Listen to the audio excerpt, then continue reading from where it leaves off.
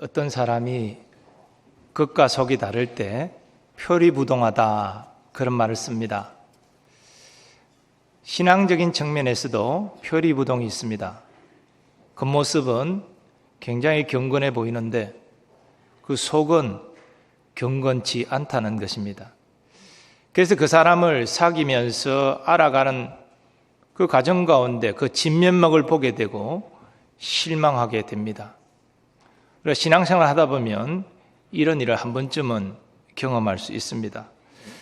근데 그때 우리가 가져야 될 바른 신앙의 자세는 상대방의 표리부동을 비난하고 정죄하기보다 내 자신 안에는 이 표리부동한 모습이 없는가 살피고 점검하는 것입니다.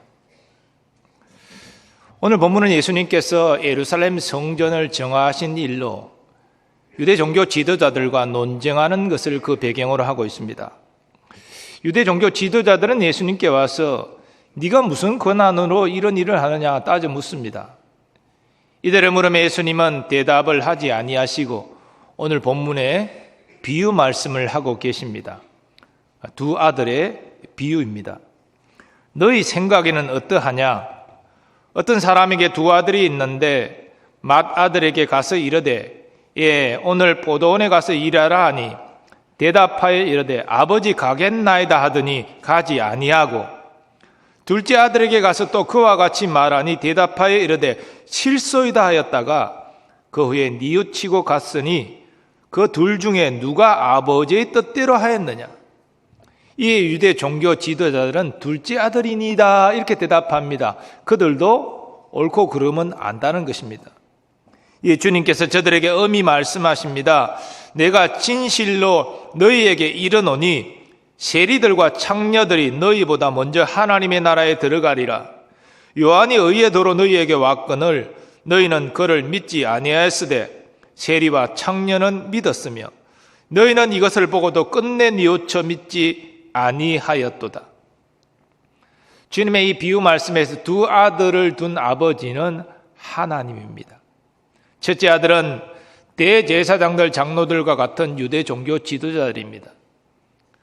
반면에 둘째 아들은 세리들과 창녀들 같이 당시 사람 취급받지 못하던 그런 부류의 사람들입니다. 또 포도원은 교회, 더 나아가 세상을 의미합니다. 하나님의 일터는 교회 안으로 제한되지 않고 모든 삶의 영역으로 확장되기 때문입니다. 주님께서 이 두 아들의 비유를 통해서 우리에게 교훈하고자 하시는 바가 무엇입니까? 바로 하늘 아버지의 뜻대로 사는 것의 중요성입니다. 신앙생활은 나의 뜻대로 사는 것이 아닙니다. 하나님 아버지의 뜻대로 사는 것입니다. 그러면 하나님 아버지의 뜻이 어디 있습니까? 우리는 어디서 하나님 아버지의 뜻을 발견할 수 있습니까? 바로 성경 말씀입니다. 성경은 우리의 신앙과 행위에 정확무후한 법칙을 제공합니다. 그래서 바른 신앙생활이라는 것은 성경 말씀대로 사는 것입니다. 이 시간 저는 성경 말씀대로 사는 것이 신앙생활의 핵심임을 전제하면서 예수님의 두 아들 비유를 통해서 우리가 하늘 아버지의 뜻대로 살기 위해서 구체적으로 어떻게 행해야 될지를 몇 가지로 말씀드리고자 합니다. 주님께서 우리 모두에게 은혜를 주셔서 아버지의 뜻대로 행함으로 하나님의 기쁨이 되기를 소원합니다. 먼저 우리는 마음으로부터 순종해야 합니다. 예수님 비유 말씀에서 맏아들은 아버지의 말에 네, 가서 일하겠습니다. 그렇게 대답했습니다. 그러고 가지 않았습니다. 입으로는 아버지의 뜻을 따른다고 말하지만 실제로는 행동하지 않은 것입니다. 겉과 속이 달랐던 것이지요. 당시 유대 종교 지도자들도 그러했습니다. 겉모습은 대단히 경건해 보이고 주의 일에 열심히 하는 것 같고 그래서 유대 백성들이 존경했지만 우리 주님이 보시는 관점은 그렇지 않았습니다. 주님은 저들의 겉과 속이 다른 외식하는 자임을 이렇게 말씀하십니다.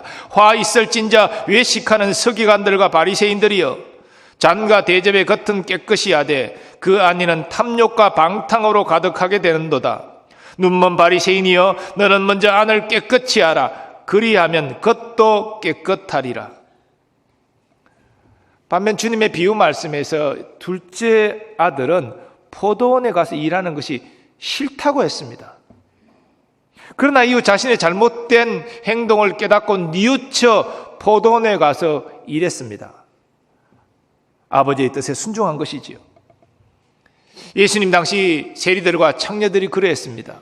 처음에 저들의 욕심 때문에, 저들의 음란함 때문에 말씀에 불순종했습니다. 그러나 저들은 세례 요한의 말을 듣고 자기의 죄를 고백하고 회개의 세례를 받았습니다. 자신이 죄인임을 알았기 때문에 예수님을 구주로 영접하고 예수님의 말씀을 전심으로 따랐습니다. 하늘 아버지의 뜻에 순종한 것입니다.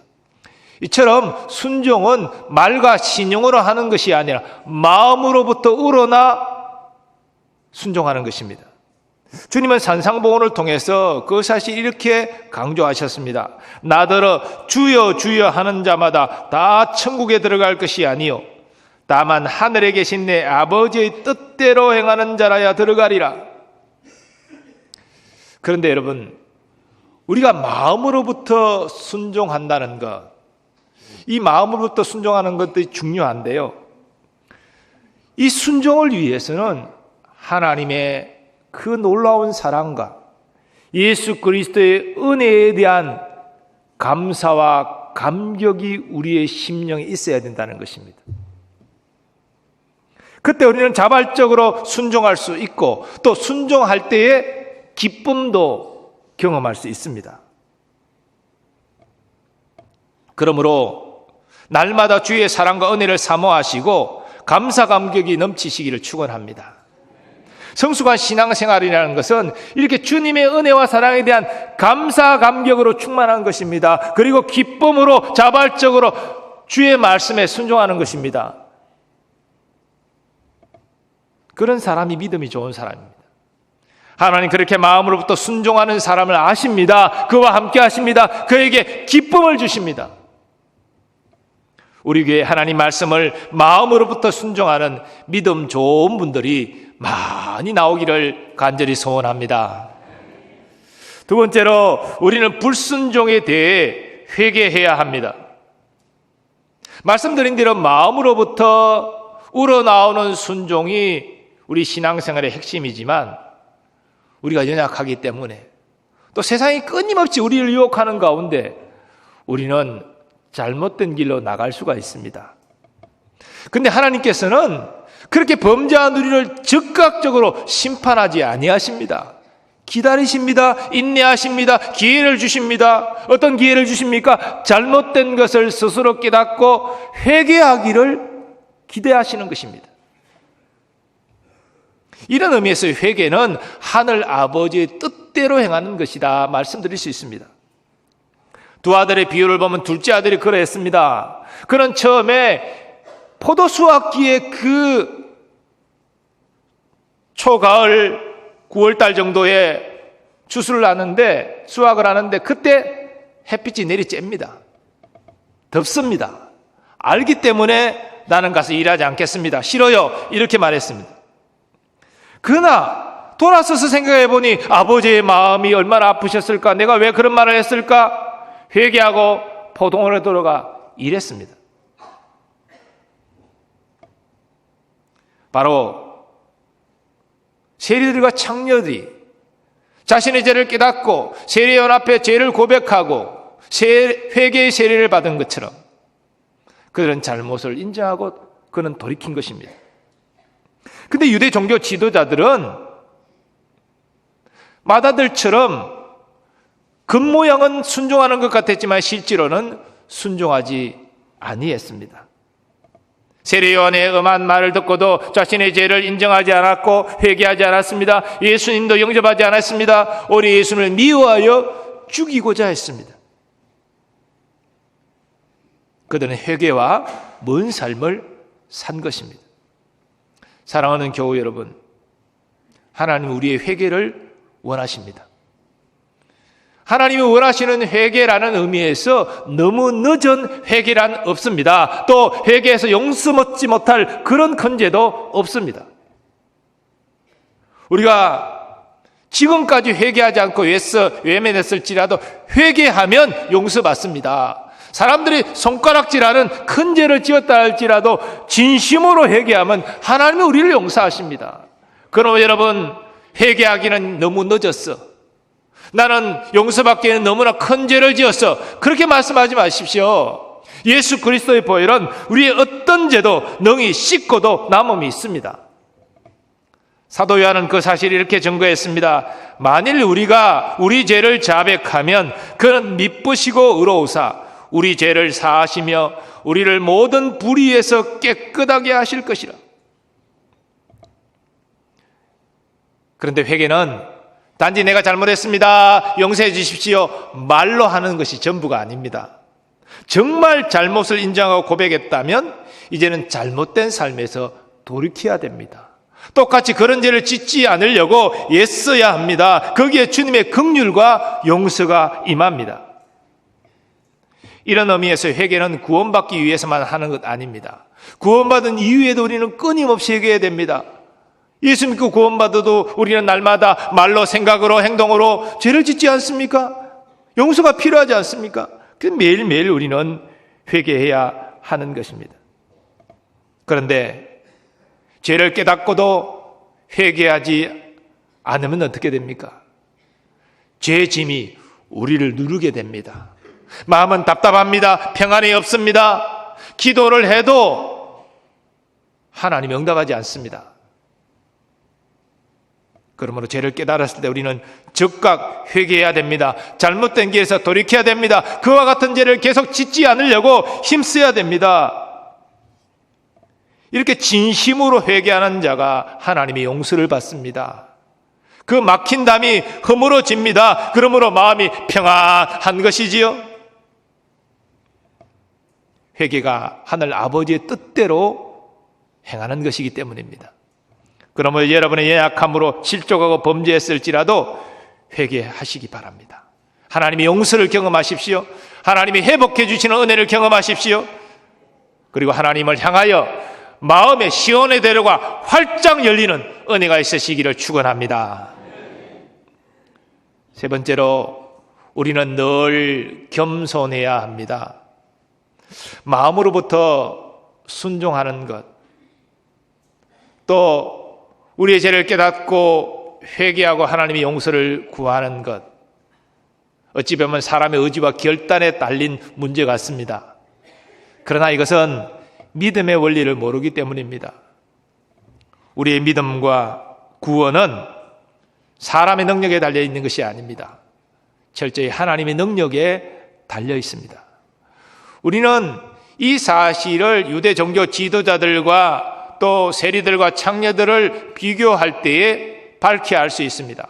사실 이거 비교 자체가 안 되지요. 유대인의 관점에서 볼 때는 대단히 하나님께 축복받고 인정받는 믿음의 사람이고, 세리들 창녀들은 이거는 인간 취급도 받지 못할 죄인 중에 죄인인데 이거 어떻게 비교할 수 있겠습니까? 근데 주님이 보시는 관점은 그렇지 않다는 것입니다. 세리들과 창녀들은 세례요한의 준엄한 말을 듣고 자신의 죄를 깨닫고 죄를 고백하고 회개의 세례를 받았습니다. 예수님을 영접하고 예수님의 말씀을 따라 살아가려고 했습니다. 우리는 세리장 삭개오의 변화된 삶을 통해서 말로만 예수님을 따르는 것이 아니라 삶의 변화로 응답했다는 사실을 확인할 수 있습니다. 반면에 유대 종교 지도자들, 유대 백성의 존경을 받았지만 그들은 세례 요한의 그 말에 대꾸도 하지 않았습니다. 예수님을 오히려 미워하고 죽이고자 했습니다. 그리고 저들은 자기의 의를 자랑했습니다. 이런 차이가 어떻게 일어나는 것입니까?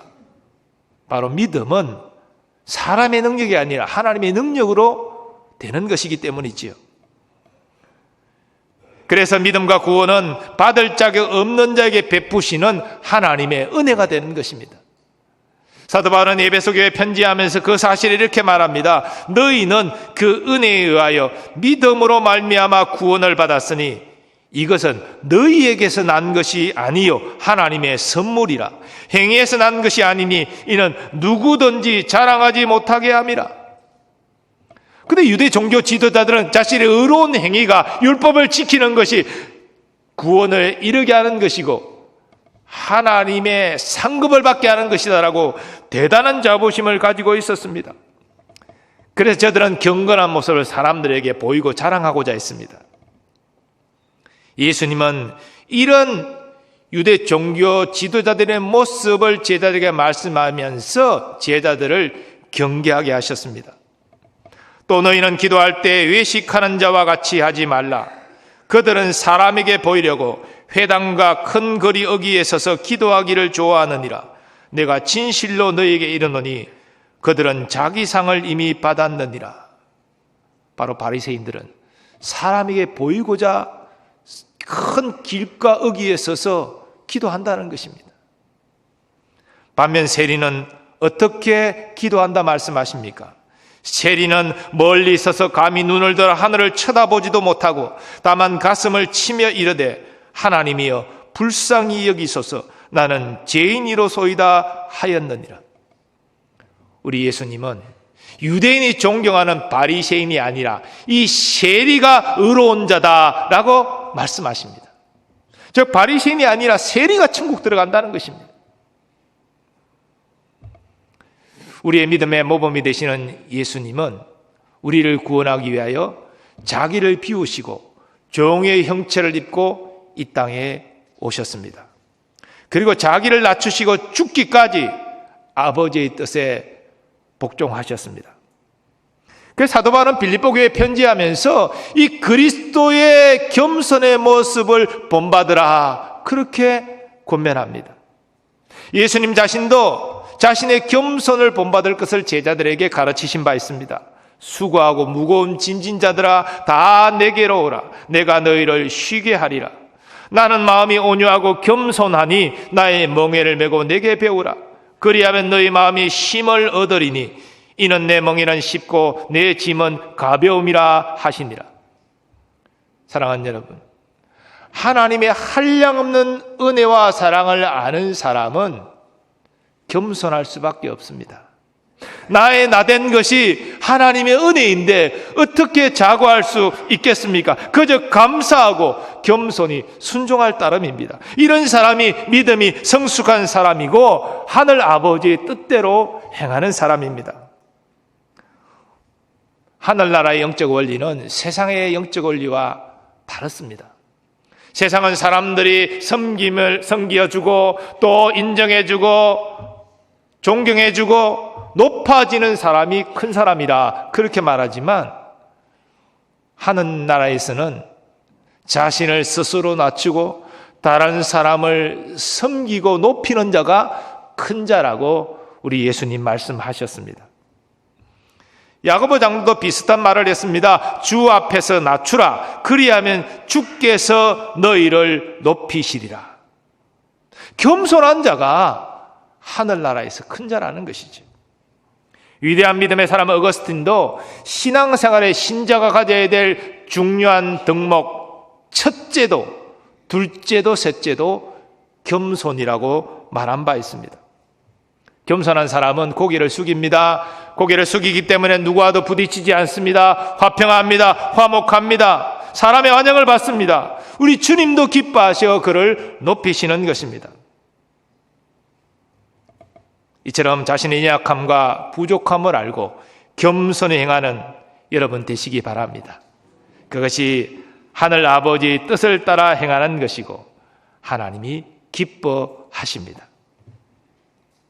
근데 오늘 본문 31절을 보면 하늘 아버지의 뜻대로 행한 세리들과 창녀들이 유대 종교 지도자들보다 먼저 하나님 나라에 들어갈 것이라고 주님이 말씀하십니다.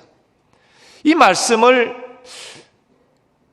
생각할 때에 그렇다면 세리들과 창녀들이 먼저 하나님 나라를 들어가는 것은 맞지만 유대 종교 지도자들도 결국에는 나중에 들어가는구나 이렇게 생각할 수 있습니다. 그러나 그렇지 않습니다.